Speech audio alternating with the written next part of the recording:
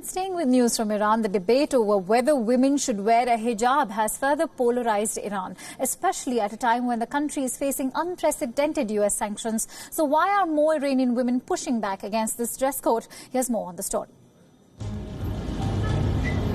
On the streets of Tehran, some women can be seen wearing the hijab. They signal pride in their identity.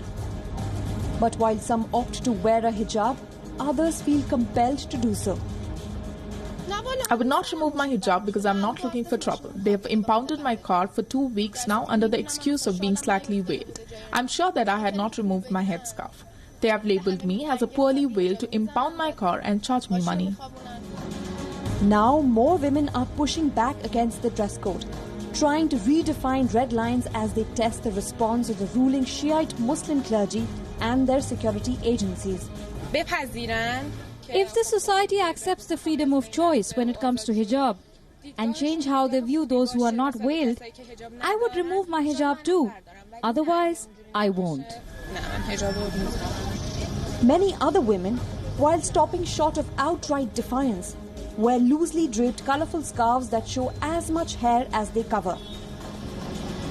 Even in Tehran's Grand Bazaar, most female shoppers wore casual hijabs.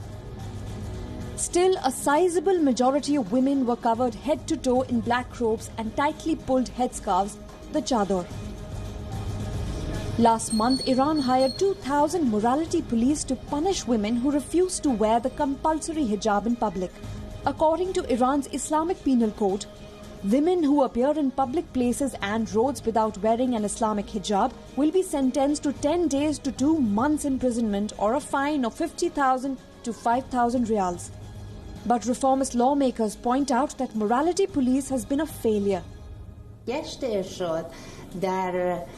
The morality police were not successful in institutionalizing the hijab for women. The question I have always asked the policymakers in this regard has been whether their policies have worked or not. What we see is that the morality police has been a failure.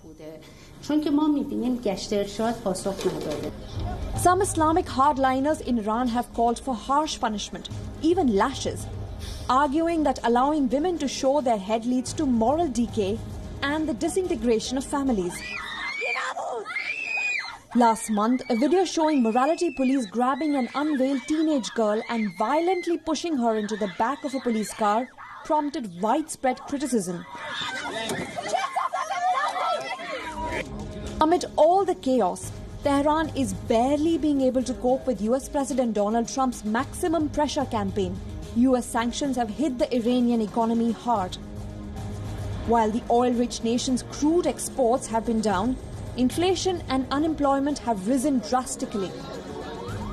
Frustration over the sanctions is running high among Iranians who have seen the value of Iran's currency plummet by about 60% over the past year. But inside Iran, the debate is still over whether women should leave their houses without a hijab.